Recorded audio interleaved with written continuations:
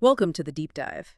Today we're really getting into something significant, Executive Order 14199. It looks like a major shift, potentially, in how the U.S. engages with the world. Our goal here isn't just to skim the surface. We want to really analyze the language, figure out the stated intent behind it, and grasp what this could mean long term. That's right. We're talking EO 14199, signed February 4th, 2025, by President Trump, hit the Federal Register February 10th. And while, yeah, the headlines might focus on the UN-specific bodies, funding cuts the structure of this thing. It sets up something much broader. It's a mechanism, really, to reevaluate almost every international commitment the U.S. has. Okay, let's unpack that. Section 1 starts with the rationale, right? It kind of grounds the whole thing in history. Reminds us the U.S. helped set up the UN after World War II, peace, security, prevent another huge conflict. Exactly. And that history is the setup for the administration's core argument, which is that some UN agencies have, well, drifted. That's the word they used from that original mission. The language is strong. It says they're acting contrary to the interests of the United States, attacking allies, even propagating anti-Semitism. So it's framed not just as a policy disagreement, but like a fundamental break from the UN's original purpose. And it doesn't just stay general. It points fingers directly at three organizations for renewed scrutiny. We've got the UN Human Rights Council, UNHRC, Yep. UNESCO, the Educational, Scientific, and Cultural Organization, and UNRWA, the UN Relief and Works Agency for Palestine Refugees. Right. And what's interesting is how specific the EO gets about the complaints for each one. It's like they're laying out a case file. Let's start with UNRWA then. Those allegations seem particularly charged given the region and the work they do. Very much so. The order highlights two big things with UNRWA. First, these longstanding claims about infiltration by groups the U.S. calls foreign terrorist organizations. Second, and this is much more recent, it cites alleged evidence of UNRWA employees being involved in the October 7th, 2023 Hamas attack on Israel. Wow. Those are incredibly serious claims against what's mostly seen as a humanitarian agency. Okay, so how does the EO frame the problems with the UN Human Rights Council, the UNHRC? The critique there is more about systemic failure. The EO accuses the Council of basically letting human rights abusers join or gain influence and then use that position to shield themselves from any real scrutiny.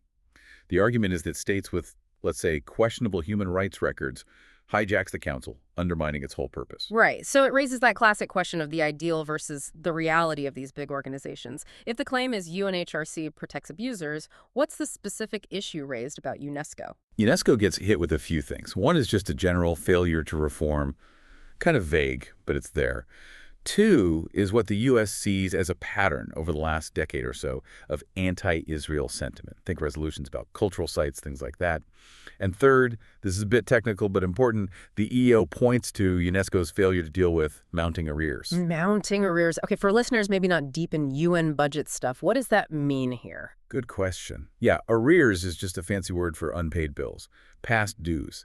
When a country doesn't pay its required annual share, those unpaid amounts pile up as arrears. Now, the U.S. itself has a complicated history with UNESCO arrears, having left and rejoined before. So the EO is saying, look, if UNESCO can't manage its finances or fix these other issues, why should the U.S. keep paying in? So they're using past actions, like the 2018 pullout from UNHRC, as a precedent, justifying this big reevaluation. Okay, that leads us right into Section 2, the immediate actions. What changes right away? And Section 2 draws a really clear line between the UNHRC and UNESCO. For the UNHRC, it's immediate, absolute termination. The U.S. won't participate, won't seek election to the Council, full stop. And it orders the Secretary of State to basically shut down the office of the U.S. rep to the UNHRC and any staff just focused on that. It's a clean break. But UNESCO is different. No immediate withdrawal there, just a review. Exactly. UNESCO gets put on the clock. 90 days. The Secretary of State, working with the UN ambassador, has to conduct a review of U.S. membership in UNESCO. And that review needs to specifically look at whether UNESCO actually supports U.S. interests, with a required focus on digging into any anti-Semitism or anti-Israel bias in what UNESCO does or says. The outcome of that review in 90 days dictates what happens next with U.S. membership. 90 days. That feels pretty fast for reviewing something with that much history.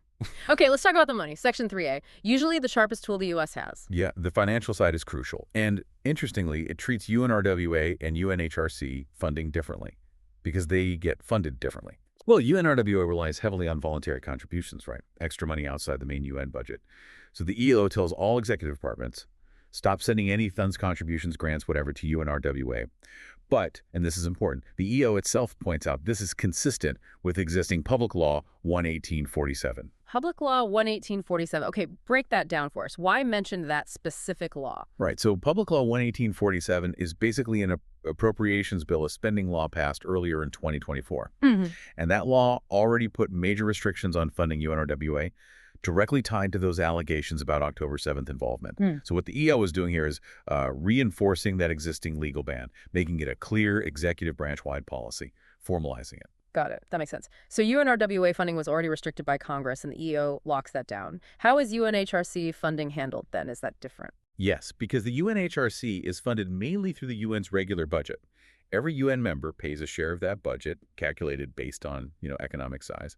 The U.S. pays the biggest share. You can't just stop paying the entire UN budget because of one council you don't like. So the EO directs the Secretary of State to withhold the U.S. proportionate share of the regular budget funds that would normally go to the UNHRC. It's the mechanism to defund that specific body within the larger UN budget structure. Okay.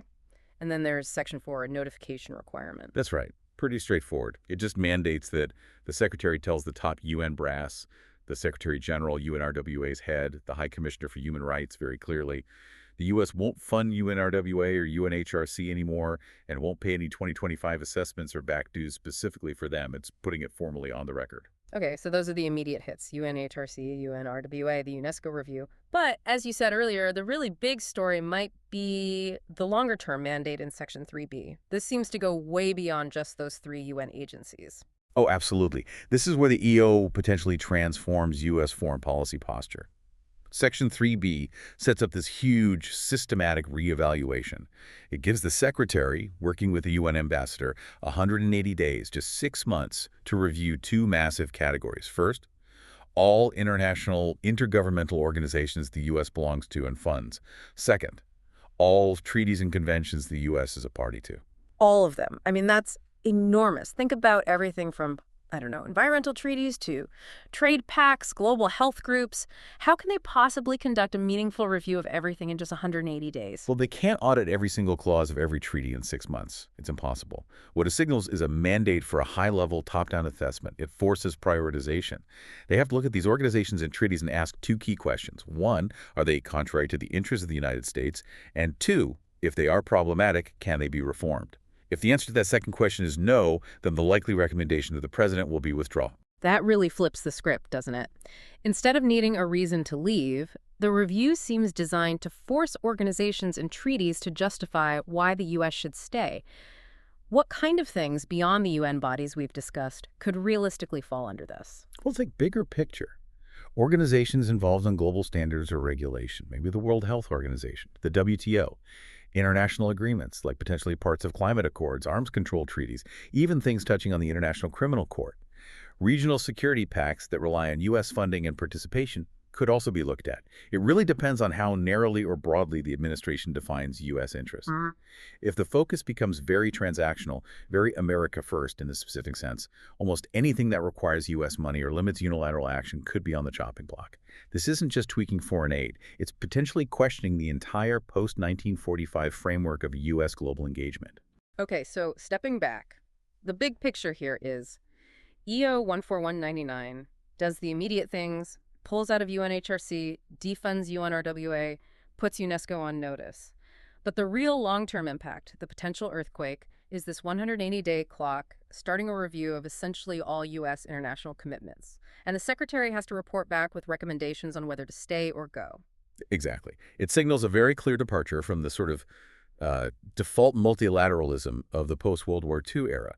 Sure, past administrations have argued with agencies, withheld funds sometimes, maybe threatened withdrawal to push for changes, but this EO mandates a systematic top-to-bottom review of the entire system.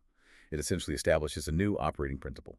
U.S. involvement in international bodies and treaties has to clearly demonstrably serve a specific definition of national interest, or it's considered expendable. And just to wrap up the document itself, Section 5, the general provisions, that's just standard legal boilerplate, mostly. Pretty much. It confirms the order has to follow existing laws, depends on Congress actually appropriating money. And, importantly, it says this EO doesn't create any new legal rights that anyone outside the U.S. government can sue over. It's an internal directive to the executive branch.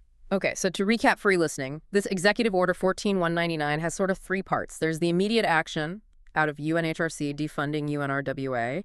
There's the short-term review, UNESCO gets 90 days, and then the big one, this sweeping 180-day review of every single international organization and treaty the U.S. is involved in. And our deep dive into the text shows it's really a fundamental reevaluation of America's role in the world. It puts every treaty, every membership, every dollar contributed under scrutiny, demanding justification based on a perhaps narrowly defined set of U.S. interests. Which brings us to our final thought for you to consider. Since this order kicks off a massive review to decide which organizations are contrary to the interests of the United States, and they only have 180 days to do it, what criteria should they use? How do you even define U.S. interests in this context today? Is it just about money? Is it purely about security? Or should things like long-term global stability, maybe even shared values, still factor into that calculation? Something to think about.